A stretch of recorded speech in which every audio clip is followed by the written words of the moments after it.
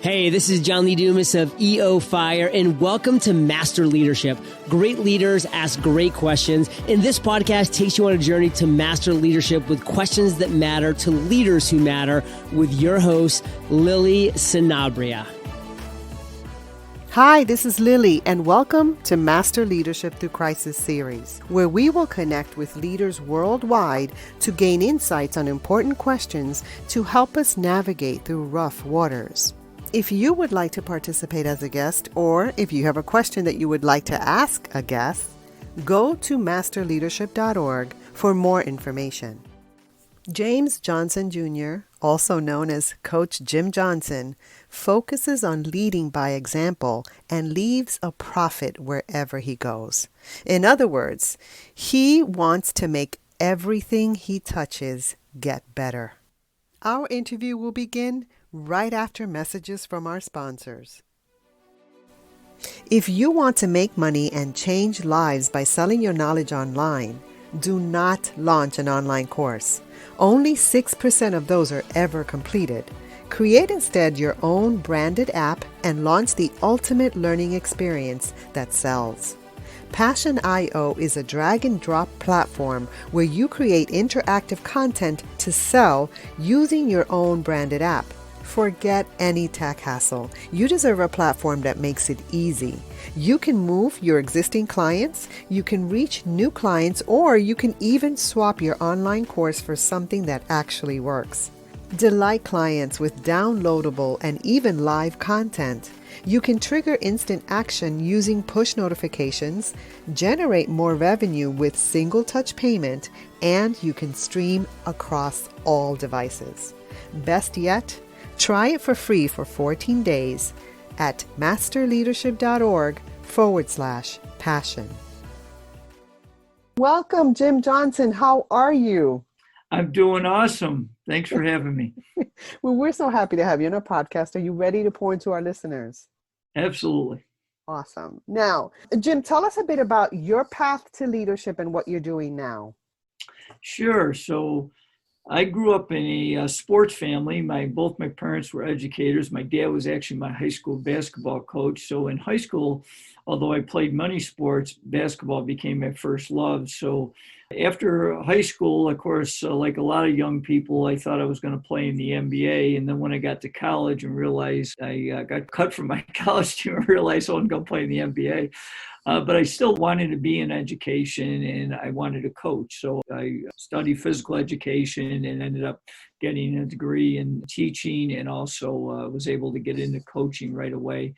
And I actually got an opportunity. My dream was to come back home. I lived in a suburb of Rochester, New York, and my goal was to be a varsity basketball coach as soon as I possibly can. And that dream came through fairly quickly. I became a head coach at 25 years old and thought I was going to turn this program that wasn't very good from the outhouse to the penthouse in a very short period of time. Well, didn't quite work out like that. In fact, I led that team to 17 consecutive losses. And then I ended up leaving that job. Of course, I was pushed out of the job because they told me you're fired. Uh-huh. And that was a very humbling experience, but it ended up being the best professional experience for me because it really woke me up and made me realize if I wanted it to be a head coach that I had to become a better leader. And that's when I really started my leadership journey. And I started to read a lot and study about leadership, both, in basketball coaching, but also in general leadership. I just was very curious of how to build teams and be a great leader. And fortunately, I was able, after a year getting mentored by a local college coach, I got back into the high school level, a head coaching job. And then after a few years of that, I got an opportunity to get back to my hometown of Greece, New York, which is the largest suburb of Rochester, and became a head coach at one of the high schools. We have 4 high schools in our town. And that's where I ended up. I coached 27 years in my school district, 7 at one school called Greece Olympia. And then I finished my career 20 years at Greece Athena. But back in 2006, I had a very unique experience and certainly the most touching experience I ever had in coaching. A young man named Jason McElwain that the world now knows as J-Mac. He's on the autism spectrum, and he wanted to play in our basketball program. Well, he got cut 3 consecutive years, but he continued to stay in the program serving as our team manager. And his senior year, when he didn't make the team again, I said I wanted to give him a gift. The gift was I wanted to give him an opportunity to suit up for our final home game, which we call senior night. And I was able to get him in with about 4 minutes to go. And he missed his first shot. In fact, he missed his first shot, which was a 3-pointer by about 5 feet. It wasn't even close. And I know you're not supposed to pray in the public schools, but I was praying, dear God, please help him get 1 basket. His second shot was a much closer shot. So he hit the rim, but it didn't go in. And then he made a 3-pointer. And I thought to myself, God must be a basketball fan. Not only has Jason scored, he's got a 3-pointer. It can't get better than this, right? Wrong. For the next 3 minutes, Jason's idol was Kobe Bryant, unfortunately, that passed away earlier this year. And for the next 3 minutes, Jason turned into his idol, Kobe, and he's just started making shot after shot. Wow, I'm getting goosebumps as in you fact, tell the the story. 2 things I'll never forget that were very touching to me was about a minute ago after Jason had made a number of baskets, I get a tap on my shoulder. And of course, I have tears running down my face because I can't believe what's happening. I look behind me, and it's J-Mac's mother. And she's crying her eyes out, and she says, Coach, this is the best gift you could ever give my son. Of course, I cried harder. I was so touched. And then how the game ended, Jason had scored all these baskets. I had no idea how many points he has. And our opponents spent support. And I want to give kudos to their coach and their players. They were great sports that night. But they score, and our player takes it out of bounds and normally throws it right to our point guard. But he throws it to Jason, and Jason's dribbling down the court, and the clock is ticking down, and he pulls up like 2 feet behind a 3-point arc. And I'm thinking, Jason, don't shoot from there. That's way too far. He launches this rainbow, and swish, it goes in.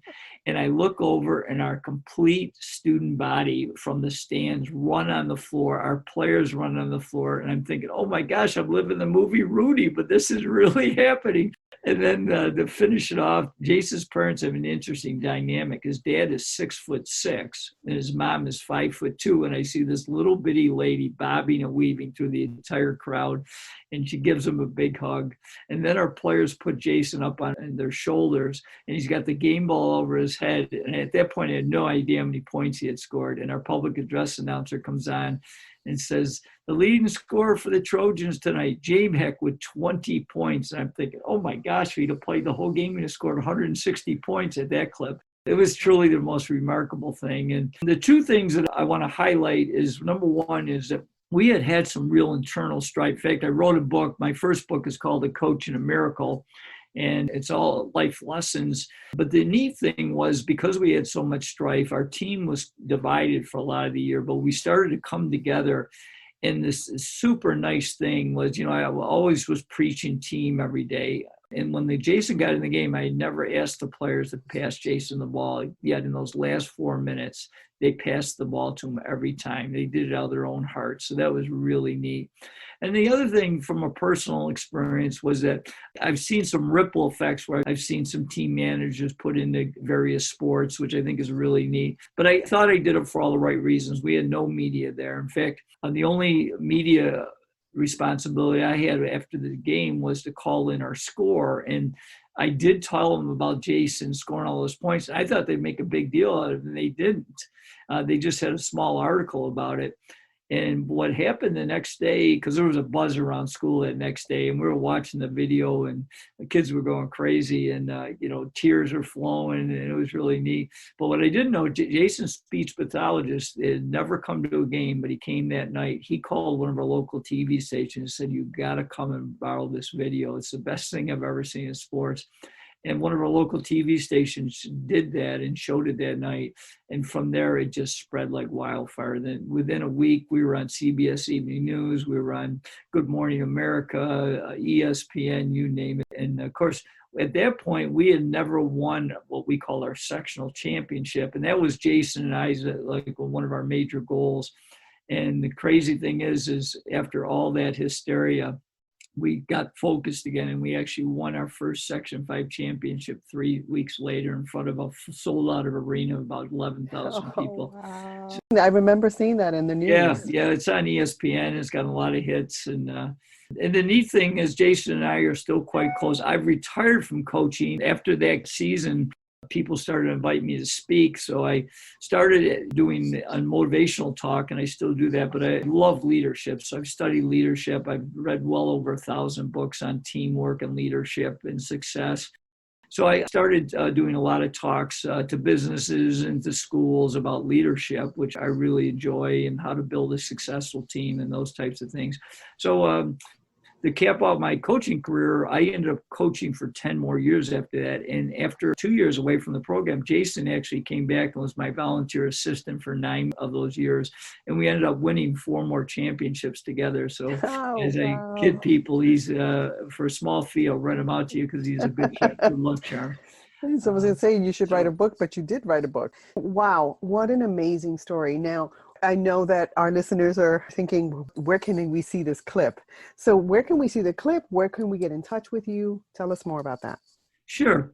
So my website is coachjimjohnson.com, and on that we do have the clip. You also, if you Google it, JMac video, it's on ESPN. There's multiple hits on that. And also on my website, I have a free newsletter you can sign up, but we also do a free weekly blog. We do some videos. So there's a lot of free content that people pick up. And certainly if anybody's interested in, I'm making a transition right now. I just started doing virtual programs, and hopefully I don't have to do that for the rest of my life, but that's part of the game right now in the speaking world. That's right. Now, as you were speaking, Jim, I wrote down some words that to me are pillars of leadership. And it just shows, you said you're a student of leadership. You said you're a practitioner of leadership for years. So I wrote down humble, curious, and mentor. And I also wrote down ripple, because those are key words that to me, strong, authentic, effective leadership, those are pillars for that. Right. Let's just pick one of those and talk about why that's important. The more that I learned about leadership, I'll pick the word humility. I think it's so essential that leaders have this sense of humility, and that they really show that their number one care is for their people. You know, that old adage, people don't care how much you know until they know how much you care, is so essential in leadership. And the fact that I believe the best leaders are training. I guess I'm going into another word, mentoring, but they develop other leaders.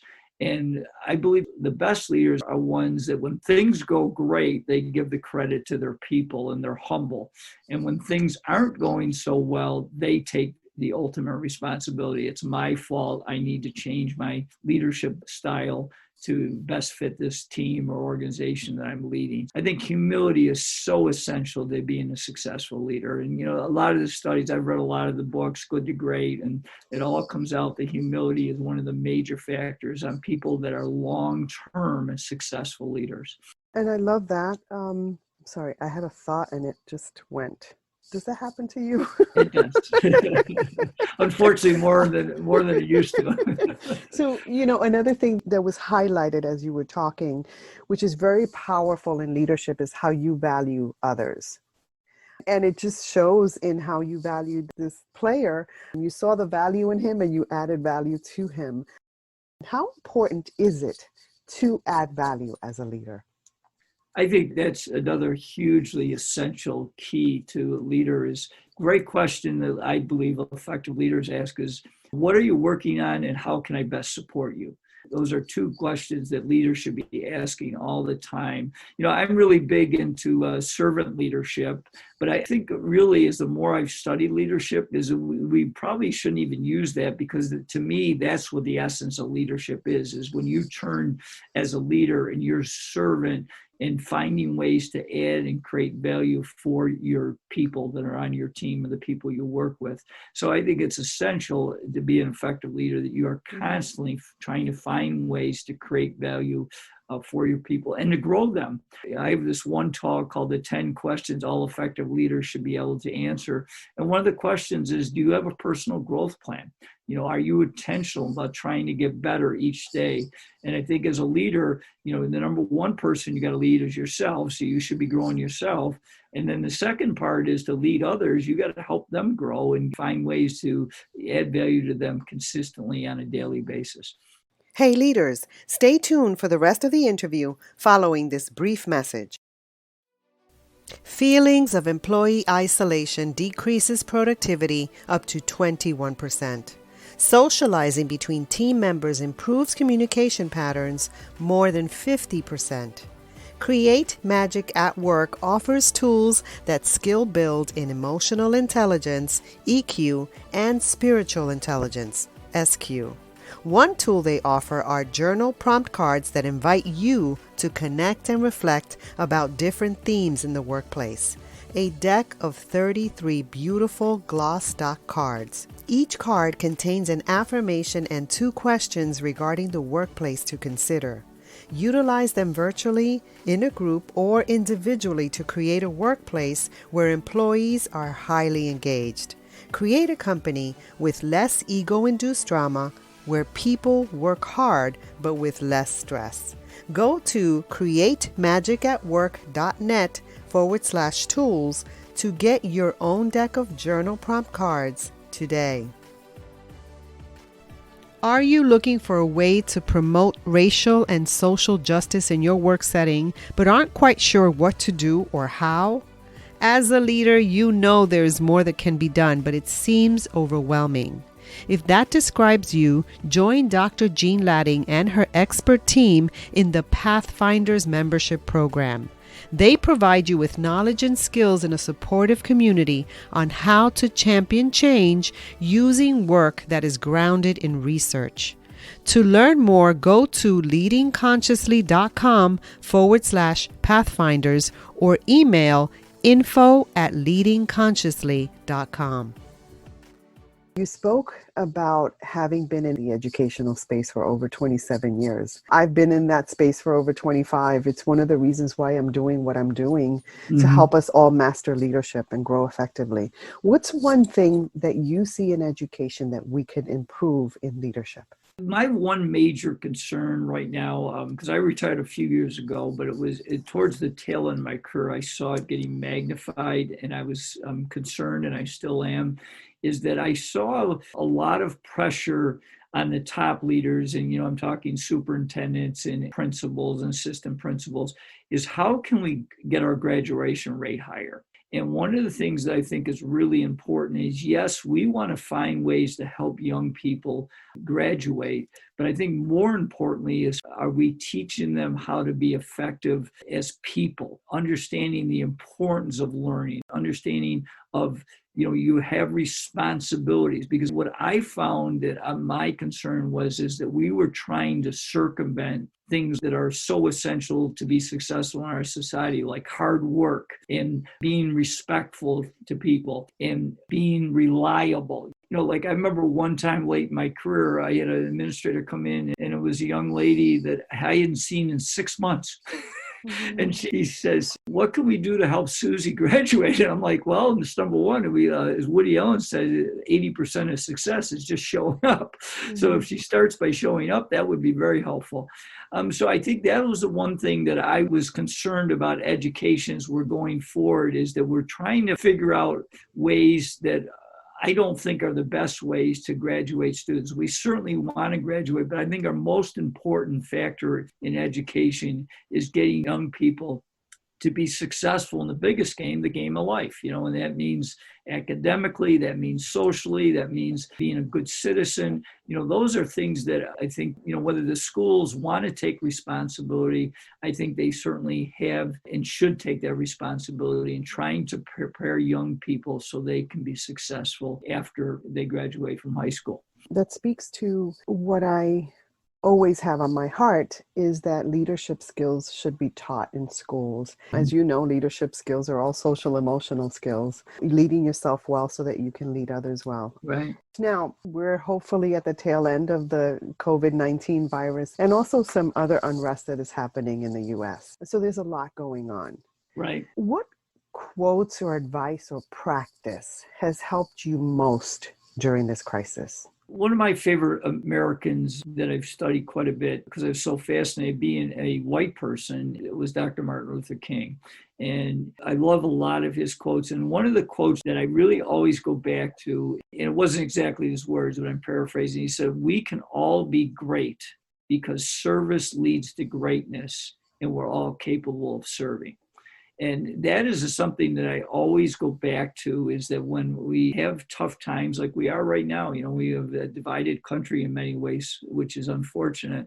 But I always go back to, what you had mentioned before is how can you provide value and serve others? And I think when we keep that as our forefront, then it can get us back together and unite us for a common cause. And I think that's the other thing, is having a rallying cry right now that's something that's going to unite us to do something special together. Because when we're divided, we're going to go down this wrong path. So I just think it's so important that we always go back to service. And the other huge word for me is respect. I really think if we're not treating everybody with respect and having empathy and trying to understand, is Stephen Covey, and one of his habits, which I love, is to seek first to understand before being understood. And I think that's something that right now we're lacking overall, is we're not looking to have empathy and understanding for other people. And I think that's hugely important if we're going to get back united. Respect, and one of the things that I'm looking at during this time is honoring, because even if you're on different sides of the spectrum, it's important to honor each other as human beings. Absolutely. And that's something that I continue to look at in myself, right? Because I can't help others if I'm not being the change. Right. You've mentioned service many times, and I love that, being a servant leader. And I think in education, and we'll speak education because that's the space in which we play. Right. And I believe that many people have that heart of service. But let's talk about, we can serve other people, but we also have to take care of ourselves, right? And that's important because I've had this conversation so many times with educators, with educational leaders, in self-care. But that's also where we also have to have a plan of growth, right? So speak into that. You're so correct. One of my leadership talks, one of the first questions they ask is, who's the first person you got to lead? And it's pretty obvious, but not everybody answers. It's you. And so, going back to some of the things that I will challenge people is, for example, do you have a personal wellness plan? Because I believe to be successful in life, you have to be intentional.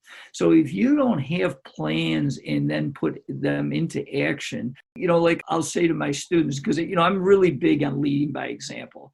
So I expected, especially my basketball team, because I built a program where we got very close and you try to build it as a united group.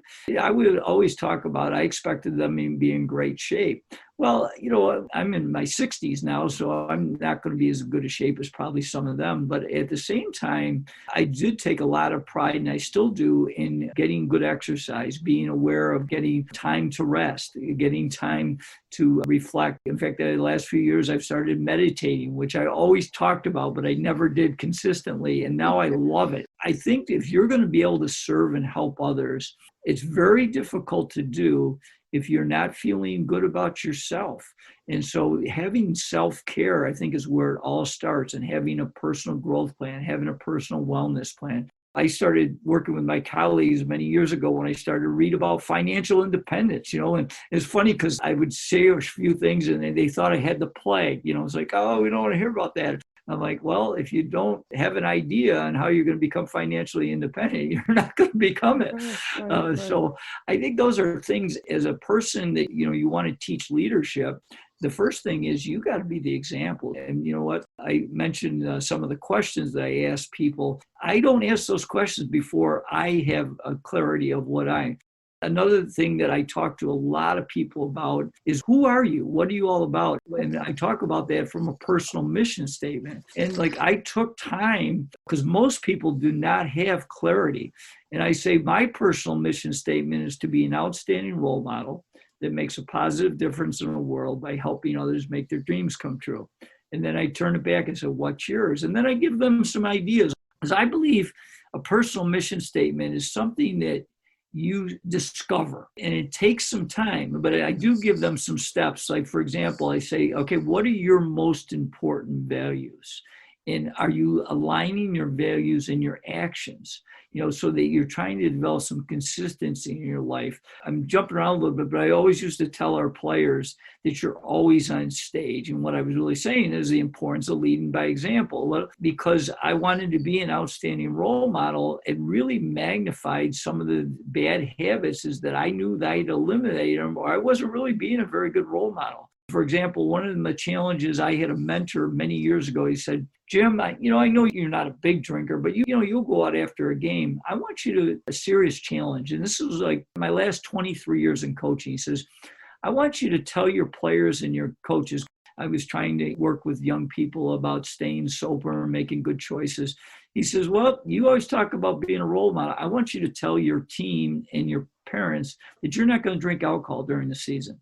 And at first I was like, whoa, but I did it. I did it my last 23 years. And it really helped me, because it starts with making and keeping promises with yourself before you can teach other people. When you make a bold statement, you better be able to follow through and align your words and your actions consistently. And it's clear how you approach leadership as a big responsibility.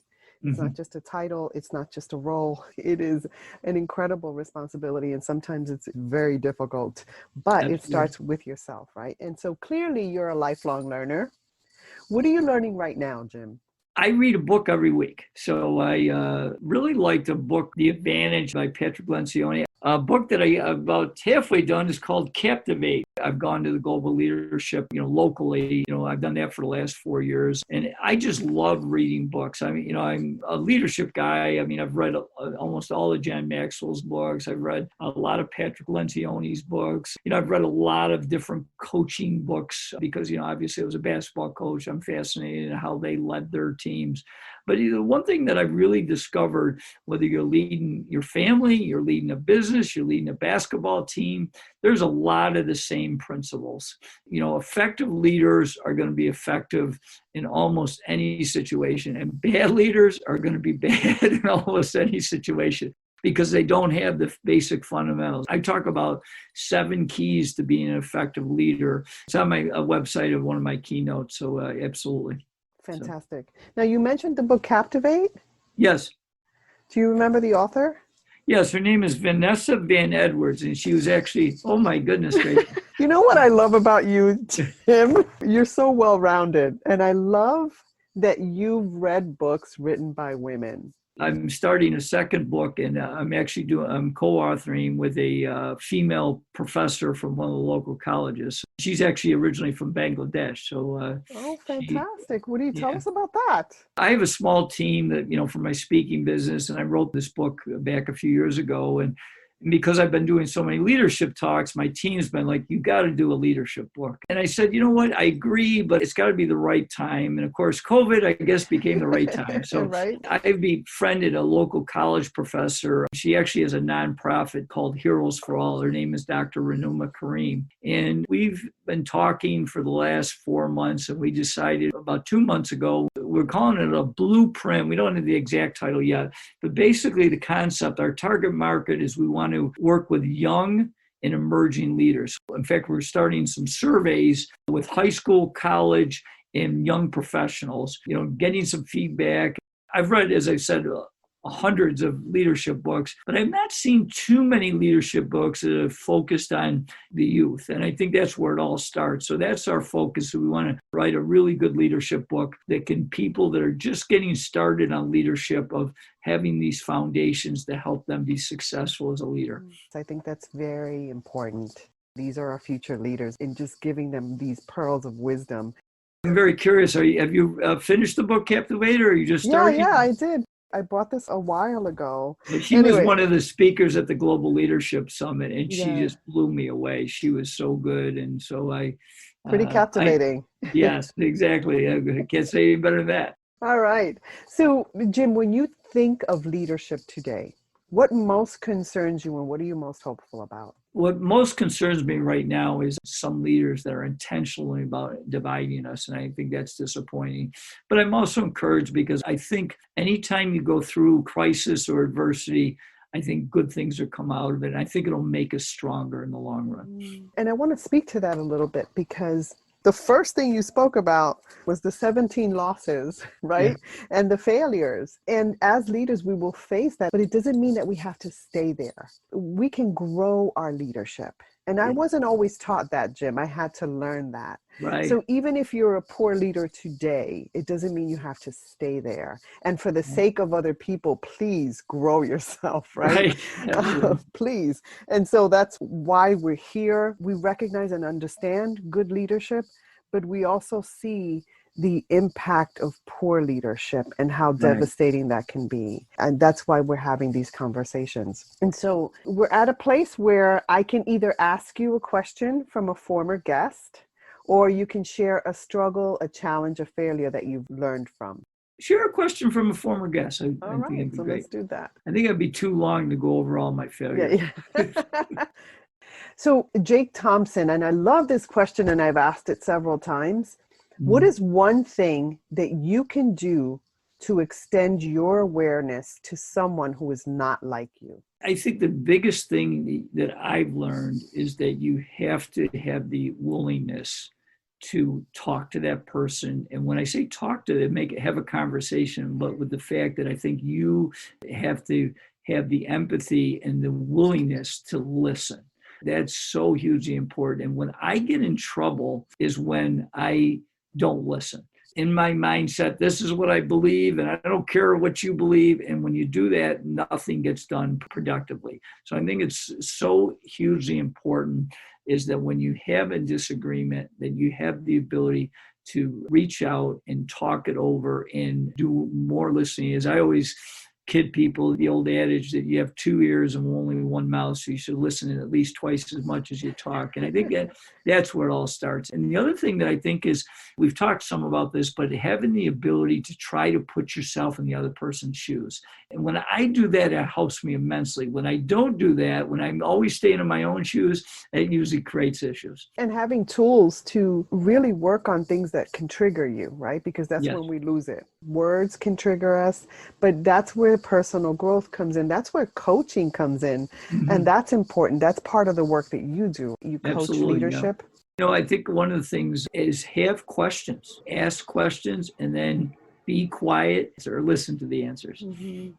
So as a listener of this podcast, Jim, what is a question that you would like future leadership guests to respond to?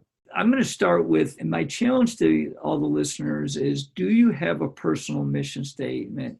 And if not, start that journey and get clarity about who you are. Because I think to be the most effective person you can be is to really have clarity about what you are, what your values are, what you stand for. Are your words and actions aligning? And if you do that consistently, then I think it leads to open doors for you to become a much more effective leader. I'll add one other thing is, we hear about this all the time, but I used to always tell our players, when you think it, ink it. Are you writing your goals down? Do you have clarity about what's most important?